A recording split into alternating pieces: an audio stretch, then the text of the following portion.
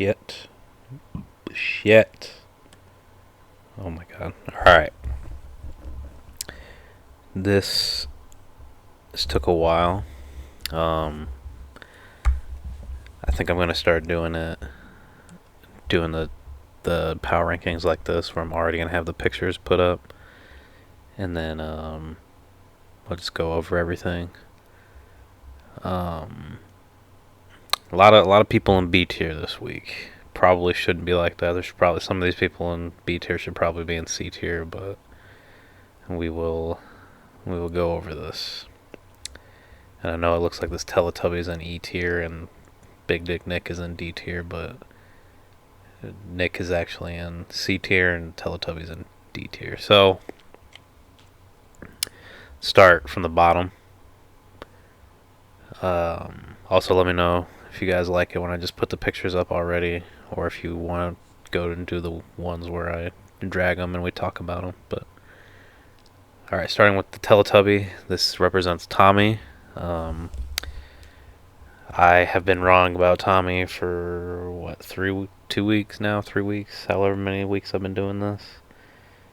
Tommy has surprisingly not scored the least amount of points, though. If you look between 1, 2, 3, 4, 5, you look at just starting from the bottom. If you look at the top 5 quote unquote worst teams as far as those standings go on ESPN, Tommy has actually scored the most points out of those 5 people.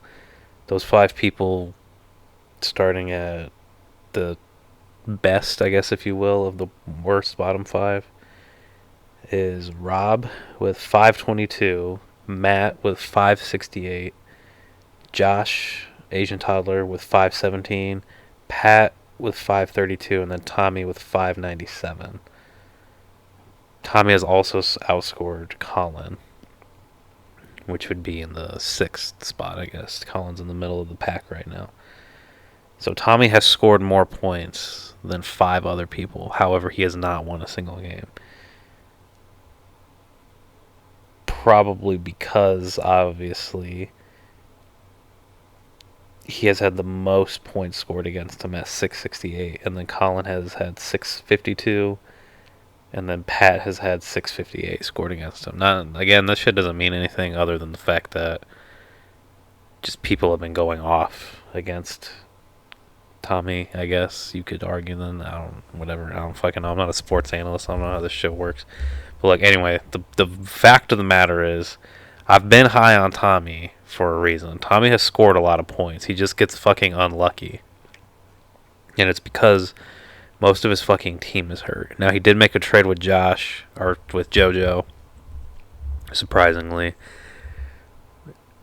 I don't think that was the right move for Tommy, though. While he did give up Mike Evans, it seems like Mike Evans is actually going to be getting a lot of more attention in Tampa, from what I understand. Like, I barely be paying attention to football nowadays, but I believe O.J. Howard is hurt. I think Gronk's beat up a little bit. And I'm pretty sure they said Godwin has like a hamstring injury or some shit. I should also check this stuff before I do it, but I just be winging it. But anyway, if O.J. Howard and Godwin are both hurt significantly, then I feel like Mike Evans is the guy. And with the unfortunate case with Julio Jones is, Julio just is a very interesting fantasy player. I've had him a few times in my fantasy career, and what I gather with Julio is the dude doesn't have an in-between. He's either scoring you a shit ton of points or he's not. You know, like, you're either getting like 50 points with this guy or you're getting like 10. Which, I mean, 10 isn't too bad, but when you draft somebody, usually in the first round, usually in the top 10, if not, you know, beginning of the second round, you're usually expecting for a little bit more every week. But I don't know. Jerick McKinnon's been playing really well, but the whole 49ers, you know, they got like 5 fucking people that are really good at running back, so I don't really know what's going to go on with that. I feel like Tommy didn't get the right deal for Mike Evans. But we'll see. We'll see how that plays out. Maybe Julio picks it up. Maybe the Falcons just stop playing like utter fucking garbage. The problem with Julio is he's got a lot of competition now, especially with Calvin Ridley and that something Gage dude. Like, there's other weapons showing their faces now in Atlanta. So we'll see what happens. Also, Tommy got hit with having Cam Newton test positive for COVID. Hopefully he's able to come back soon. Hopefully Belichick, just puts him right back. I would assume Belichick would put him right back into the starting lineup. I don't see Brian Hoyer or that other fucking dude. Like, if the Kansas City game has any indication about how Brian Hoyer and that other guy are going to be playing, I think as soon as Cam is healthy and cleared, I'm pretty sure Belichick's going to throw his ass back in the starting lineup, and hopefully that picks up for Tommy. Thank God he has Aaron Rodgers, but I don't know. Will Tommy win this week? Maybe. Probably not, though. Tommy probably won't win a game until he plays me. That's how it's going to happen. All right, moving on to our other team in D tier. We got this casket. That is our boy Pat. Now, I saw Pat at Hy-Vee a couple days ago, and he seemed very taken back and upset that he lost to me. In fact, I had information from Tyler that he was complaining had Christian McCaffrey been healthy, he would have beat me. But let's not also forget the fact that Pat scored the least amount of fucking points that week still. So even if he had Christian McCaffrey, even if we want to add an extra 20 points to that, pretty sure he still would have scored the least amount of points this week. And in fact, I'm pretty sure he scored the least amount of points this week as well, only due to the fact that he only played one quarterback, though.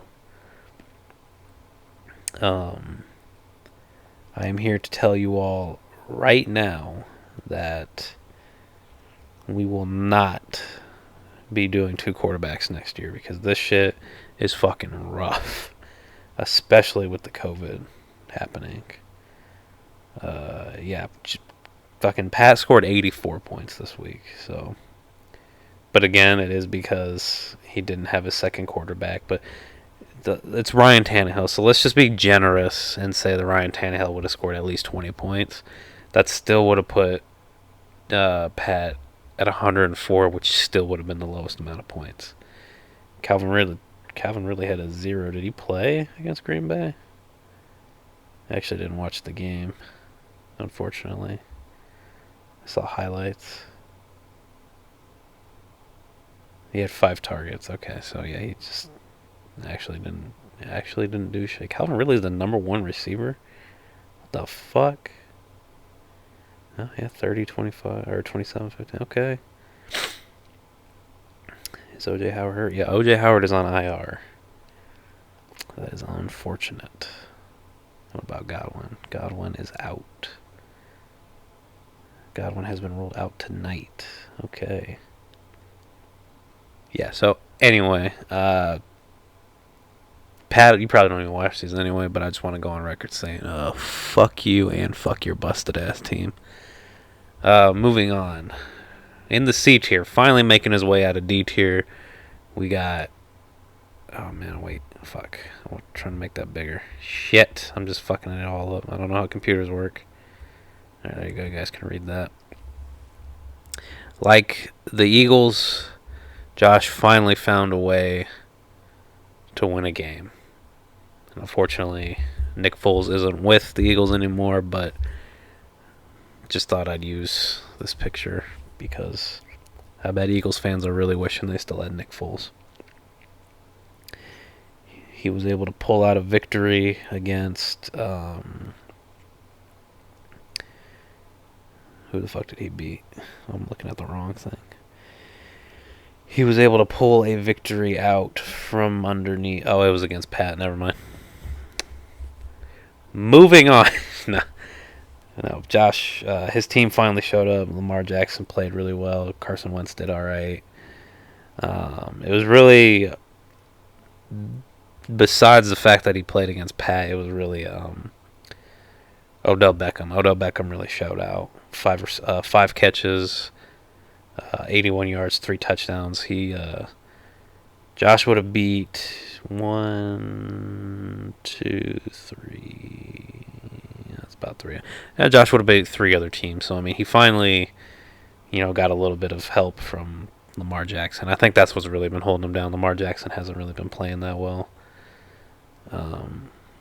I say that as I look and see that he scored 33 points the first week and then 20 and 16. But you go 20, 16. That's about like average quarterback numbers. You really want to have your quarterback scoring at least like 25 points. I think that's like good. I think you can usually expect your quarterback to get you at least 20 points. You're really trying to look for over 20 points. But yeah. Moving on. We have Matt. Matt's the I'm in danger kid from The Simpsons. And Matt's actually not in danger though. Matt's team looks really fucking good. And I'm pretty sure it's because Matt half auto drafted and half didn't auto draft. But I mean, yeah, like Kareem Hunt, especially with Chubb being gone now. Like, that's another thing about Tommy. Tommy has just been fucking plagued by injuries. He just lost Chubb. He lost his first pick, and now he lost Chubb. I don't know what round he got Chubb in, but he just lost 2 starting running backs now, and that shit's just unreplaceable at this point. Like, even if Tommy had Devontae Freeman or like Wayne Galeman or whatever the fuck his name is from any of the other Giant running backs, like it doesn't even matter. Like the Giants are just so fucking bad that it doesn't even matter if Devontae Freeman was the one and only running back and I gave him to Tommy. Like their offensive line is just god awful.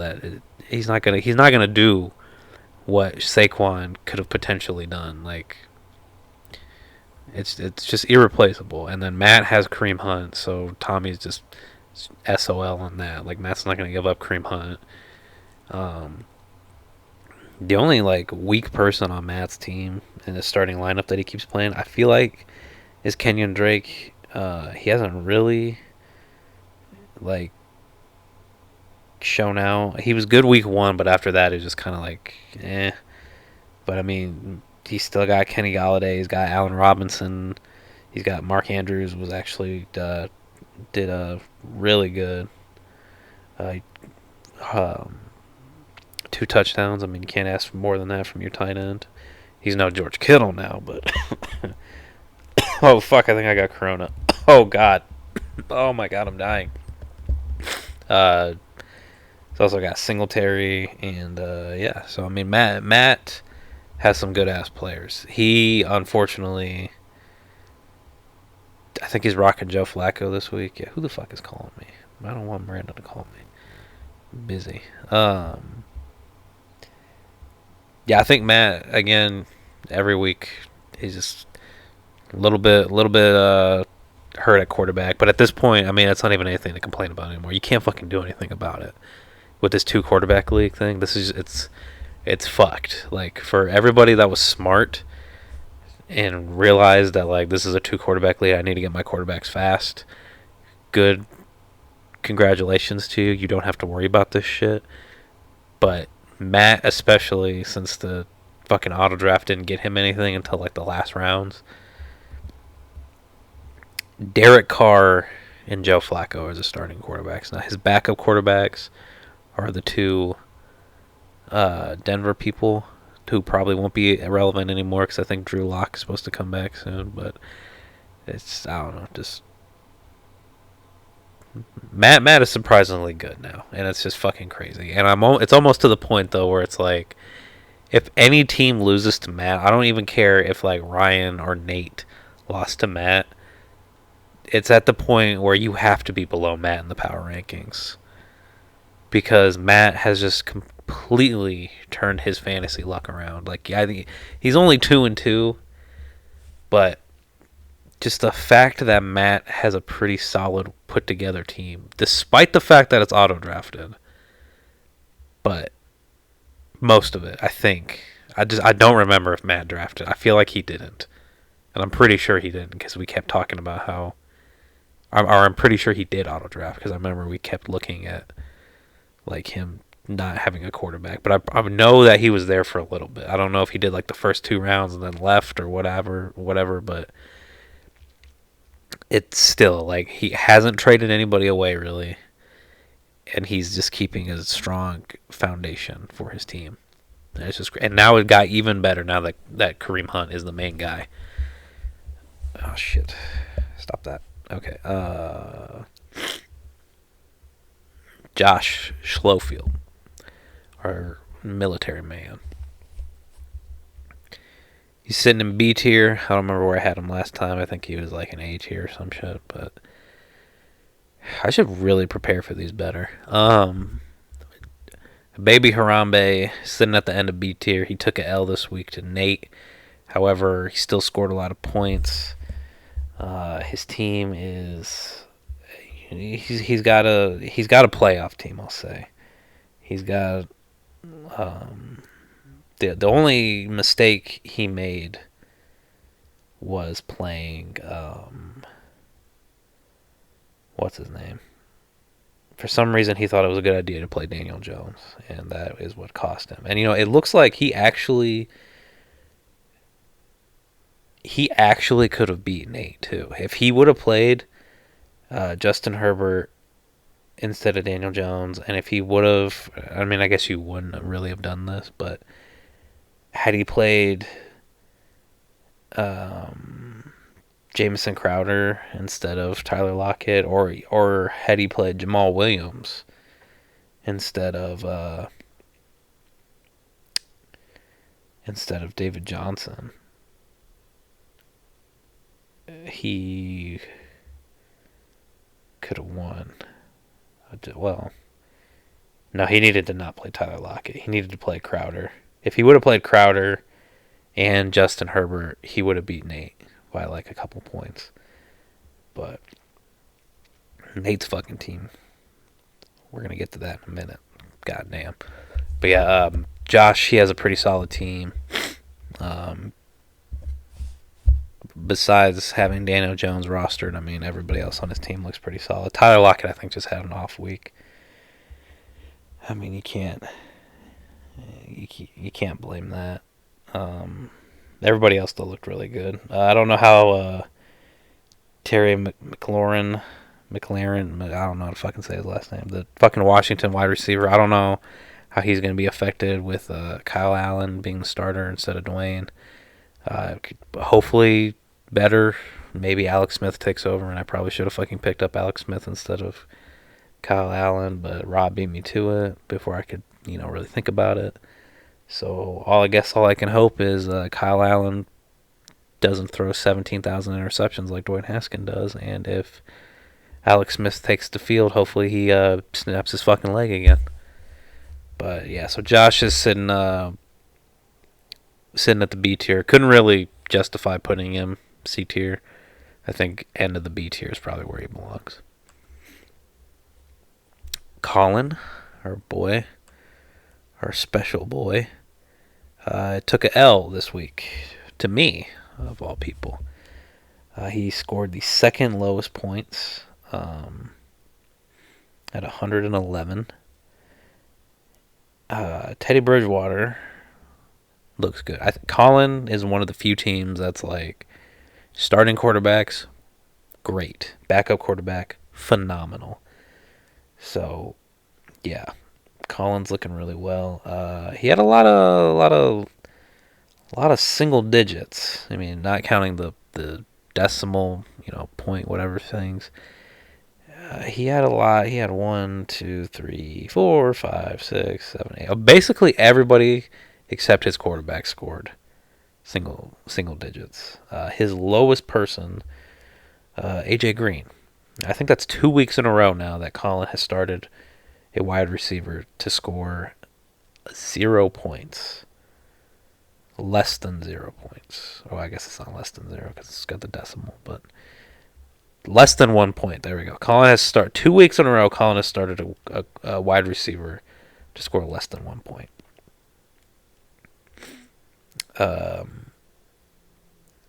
Yeah, I don't know if it was just an off week, but I do stand by the fact that AJ Green is fucking bad. Again, as the owner of Joe Burrow and somebody who watches a lot of those highlights and play like red zone bullshit, whatever the fuck that shit is, like the live update shit on Twitter. AJ Green is fucking bad. That's just all I have. Like AJ Green is just fucking horrendous. Like I nowhere near could I do anything that AJ Green could do at all. But I'm pretty sure Curtis Samuel is better than AJ Green at this point. Fuck. Curtis Samuel and even Emmanuel Sanders and even fucking N'Keal Harry from the Patriots. Like the fucking dude from Minnesota, that Jeffrey, whatever the fuck his name is, that wide receiver, the rookie. He's better than AJ Green at this point in their careers. Like AJ Green's just fucking washed up, terrible human being. I think Jonathan Taylor's gonna get better. Kelly will probably get better now that Austin Eckler's out for a while. Josh Jacobs, I feel like will get better. But, I mean, other than that, like, I think Colin dropped Larry Fitzgerald. Traquan Smith's probably, he'll probably start to decline. But I think he's going to be better than Emmanuel Sanders once, what's his name comes back, Michael Thomas. The tight end for the Cowboys, Colin has him. That's a pretty good pickup. Might want to start playing him over Hawkinson, or whatever the fuck. I think Colin's team will pick it up. I don't think Colin will be leaving B tier anytime soon. I don't know who his week 5 opponent is, but let's see. Colin is playing against... What the fuck is Colin? Colin's playing against JoJo. So, it's a battle of the B tiers. It's looking like Colin's going to be in C tier next week. Spoiler alert. But, yeah. So, I think it's just off weeks, though. Like, Colin's had 2 off weeks in a row. I don't know what the future holds in store for him, but... if people don't start getting their shit together for his team pretty soon, this might be the first year Colin misses the playoffs. I'm pretty sure he's always been in the playoffs the entire time we've had this league, but yeah, this might not be the year. Alright, rounding out in B tier, I had to make this more realistic. I think it's time we be honest with ourselves. As great as a wrestler and champion that Rob is, this has to be based upon fantasy football. And Rob sits comfortably in the B tier ahead of Colin. Now, Rob did take an L this week, I believe. Hold on, my phone is not loading. Robbie. Yes, Rob did lose to Corey, unfortunately. However, Rob is still 2-2.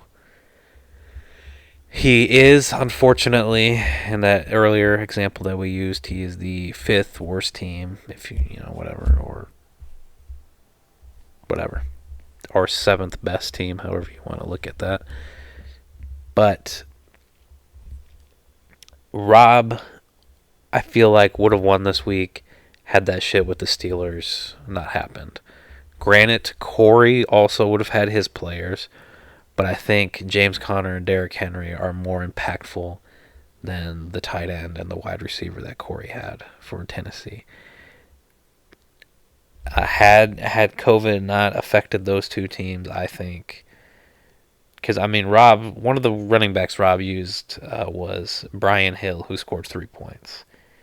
And then he also had to play, I don't know, the Gage guy from Atlanta, or even Greg Ward. I don't even know who the fuck Greg Ward is or who Brian Hill is, but the fact that Rob had to use them instead of Derrick Henry and James Conner, I mean, come the fuck on. Like,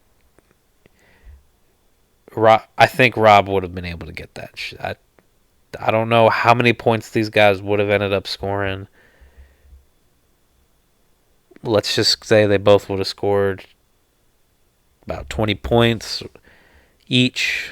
Rob would have only lost by, a few at that point. But that was just being generous. If they each would have scored 20 points each, he wouldn't have lost by that much, but maybe they would have won. Maybe they would have been more. Maybe Derrick Henry would have scored 30. Maybe James Conner would have scored 20. Who we don't know. But the fact is, Rob did not have access to them, and I think that definitely affected this matchup this week. So Rob's still in B tier, better than Colin because Rob hasn't lost to me. So yeah, Rob the man. Also, Rob's picture will probably never change. It'll probably always be that. All right, me. Put myself in B tier. I'm 2-2. Basically, everybody in B tier is 2-2. So I think I can justify putting myself into B tier. Great win. I think I was once again in like the top 3 in scoring or something. Let me just double check that real quick. Okay, the highest scorer was Nate with 186, followed up by Corey with 168, then Ryan with 165, then me. So I was in the top 4, right? No, Matt. Oh, I was in the top 5. Okay, so I was not in the top scoring. If we just look at the top 5, again, I go Nate, Corey, Ryan, Matt, then me. So whatever. But I put up some points. 149. So I went 128 first week, 157, 171, 149. So I'm getting there. I'm scoring some points. I had enough points to beat 1, 2. Yeah, no, that shit doesn't even matter. But look, so the fact is though, my team's looking pretty decent. I did just lose Eckler, so that's gonna fucking hurt. I am currently trying to put together a trade with some people. It's probably not going to work. I probably just need to leave it alone. I don't know how Deebo Samuel is going to be. Hopefully that's great. Hopefully he works out with him so that way I can talk even more shit to Pat because Pat fucking dropped him. So if Deebo goes off, then I will have 3 really fucking good wide receivers in Stephon Diggs, Cooper Kupp, and Deebo Samuel. And then I got George Kittle. Just went the fuck off. Yes, they lost that game. That man had fucking like 200 yards almost, I think. He had like 186 fucking receiving yards. Like, Jesus fucking Christ. How do you put up 186 receiving yards and still fucking lose the game? I don't know if when Garoppolo comes back, if he's going to be doing that shit. If Nick Mullins is going to keep going, doing what he's doing. There's like 7,000 running backs that they got to contend with. But I think Deebo, if he gets going, I think that's going to be a really good tandem right there. Because then you got to deal with Deebo, and then you got to deal with Kittle, and then not to even mention you got fucking Jerick McKinnon that catches a lot of passes, and then if Moser, whatever the fuck comes back, there's a lot of fucking offensive weapons that the 49ers have, and that's obviously why they were in the Super Bowl last year. But with the impact of losing a lot of people in their defense, I'm hoping that they're going to be losing a lot of games and they're going to have to be airing out the ball, so we'll see what happens with that. Playing against Josh this week, Asian toddler. Historically, I believe he beats me all the time. but we'll see what happens because he's not really looking too hot this year. So I'm projected to win by 10. We all know that doesn't mean shit, but we'll see what happens. In the meantime, I'm just over here asking if you can dig it, sucker. Alright, JoJo over here was playing against Ryan. I don't like how you can't, like, why doesn't it go over the picture? Why doesn't it go over the other pictures? So we asked JoJo if he thinks if he would beat Ryan's. We said, JoJo, will you beat Ryan for us this week and finally end his reign of terror? And Joe said, no, I don't think I will. So unfortunately, Ryan is still the only fucking undefeated team. But JoJo put up a hell of a fight. I don't know what the fuck happened in that Green Bay game, but for some reason they decided to allow Todd Gurley to score 2 touchdowns. That shit doesn't make sense because it's like they were losing the whole fucking time, so you would have assumed that Matt Ryan was going to be throwing the ball, which also I guess wouldn't have helped Joe because Ryan had Matt Ryan and Todd Gurley. So I mean, it was just a fucking double-edged sword at that point. It was almost as if God himself was like, it's just looking out for Ryan right now. Like, it's frustrating. It's bullshit. It's not canon. I'm so glad this year isn't for money because I'm really glad Ryan's not taking my money. Fuck that man. Fuck him. Fuck him almost as much as Pat. Still fuck Pat the highest.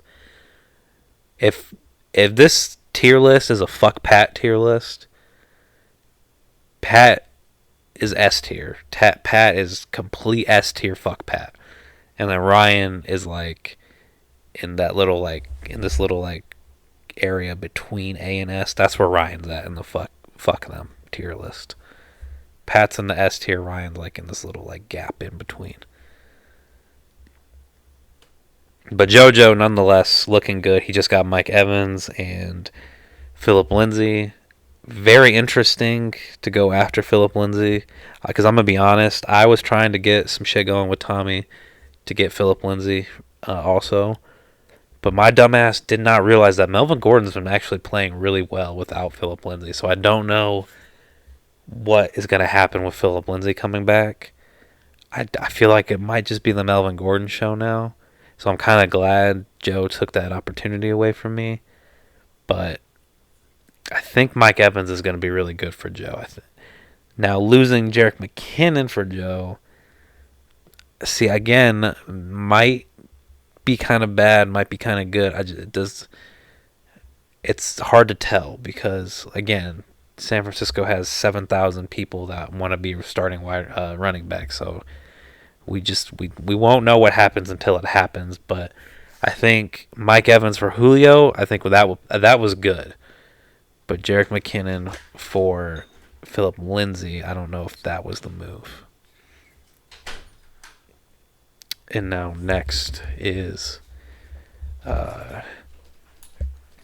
our tier list is Corey. What are you looking at? So go away. I'm doing something. Do you think it looks bad? Yeah, I'm doing something right now. I don't. He looks good. Sure. Okay.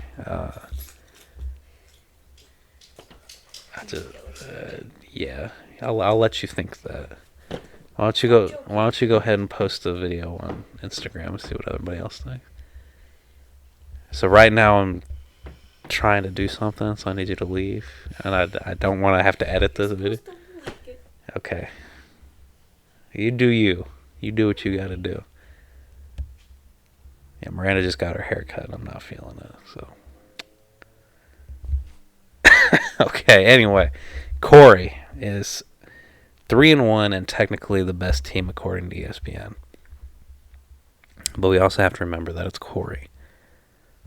So, Corey, I will give you some respect and acknowledge the fact that you are doing pretty good this year. However, I refuse to put you in A tier right now. Maybe if you beat Ryan, maybe if you win the next 2 games in a row, we'll put you in A tier. But for now, you're going to sit comfortably at the head of B tier. I hope that's enough to please you. And you know what? Actually, until you learn how to spell check, you're probably going to be in B tier even if you do win the entire league.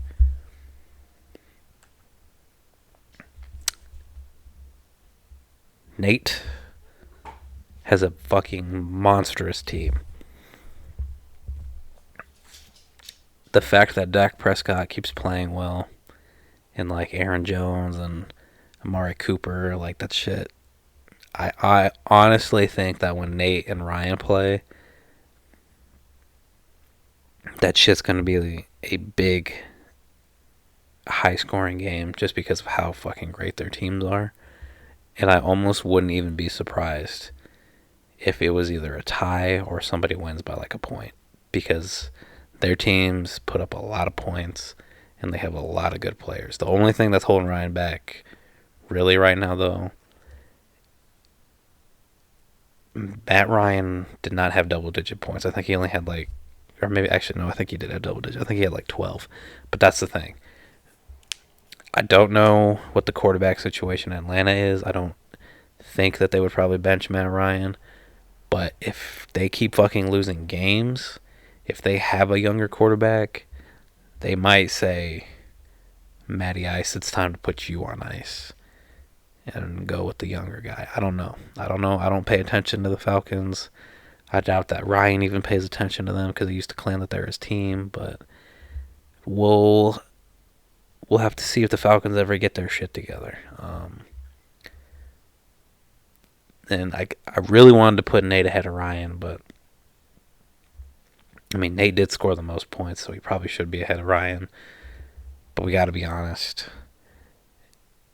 It's looking like Ryan's team is that expression that if you're gonna aim for the king, you better damn sure you better make sure you don't miss.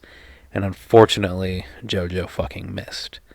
He had his ass. He was leading by a lot, and then all of a sudden, the shit just went away. It just all fell apart. It was heartbreaking. Honestly, it was fucking. I almost cried watching the sportscast, the fan cast, whatever the fuck the simcast, whatever that shit's called on the ESPN thing, where it shows you like the little like play-by-play thing going on. When I saw Todd Gurley get 2 fucking touchdowns, I threw my phone off the balcony, and then I proceeded to find my phone, and then I stomped on it, and then I threw it against the wall. Then I had to go get another phone. Then I broke that phone, and then I had to get a new phone, and then they were able to fix my old phone. It was my fucking birthday weekend, and I had to deal with Ryan being a winner on my birthday weekend. So it's just, I hate it. I fucking hate it. Somebody kill this man's team. Somebody go find Russell Wilson. Somebody go find, I don't even remember who else he has, but I just need every single person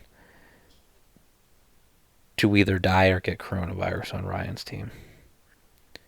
And the main thing was Joe Mixon. Joe Mixon single-handedly fucking saved Ryan. And don't at me on that. Joe Mixon scored 40 fucking points. Tom Brady played an amazing game. He threw 5 fucking touchdowns. Tom Brady had 42 points. And that was all negated because of Joe Mixon. Had Joe Mixon not done that, had that Cincinnati game gone a completely different direction, had Joe Burrow just lit them the fuck up by throwing the ball rather than the run game being established very well against them, JoJo would have won. But it wasn't meant to be. Could JoJo actually have started somebody else and would have won? No, it just wasn't meant to be. No, you know what? I take that back. If JoJo would have started Marquise Brown instead of Julio, JoJo would have won. Yeah, it's unfortunate. So even Sam Darnold played well to help JoJo win, but it just wasn't enough. So I don't know. I mean, Ryan's the fucking king, I guess. It fucking hurts to say that, but it is what it is. Who play, who plays him again this week? Oh, fuck. And so this is it. If Matt can beat Ryan this week, Matt is fucking S tier for the rest of the season, for the sole reason of beating Ryan. But I just, God fucking damn it. When the fuck is Ryan going to get a loss? Who does he play week 6? Okay, week 6 is the Matt and Ryan matchup. So hopefully that's when Ryan receives his first L. I do not foresee this man winning every single fucking game in a row. If he, on the off chance, does win every single game in the regular season, I hope he makes it to the finals and fucking loses. So then at least he doesn't get the first pick. He'll get the second pick, but I just want him to have one loss on the season. Just one. Is that too much to ask for my birthday? Just one loss.